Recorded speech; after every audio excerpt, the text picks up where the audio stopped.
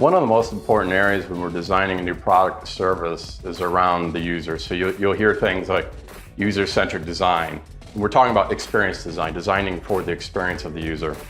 But how do you get that big insight? How do you get that big aha moment? You're constantly looking at things and saying, why did they design it this way? And a lot of times it's just because they didn't know. They didn't have those particular experiences. So here's a story for you. When I was in school studying architecture, we had to figure out ideas for designing around disabilities and how did we incorporate that into the design that we were choosing to do.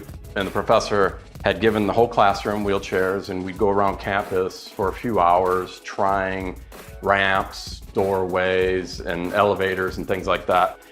I thought I had a pretty good idea what it was like.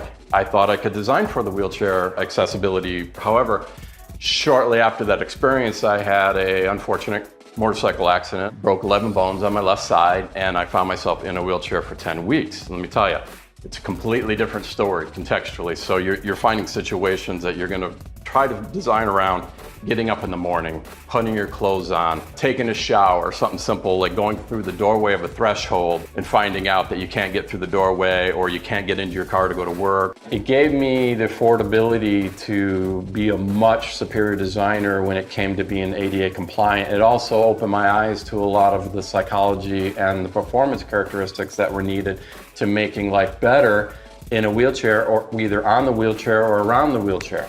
If you are the designer and you're part of the team that's designing the product or services around experiences, what I tell you is you have to go a little bit deeper in your experiences so that you can maybe not get in a motorcycle accident, but you can find yourself figuring out how to design a deeper experience. So in your day in the life scenario, if you're designing for something, figure out a pathway that's going to get you a little bit deeper than just doing your basic ethnography and your basic questions.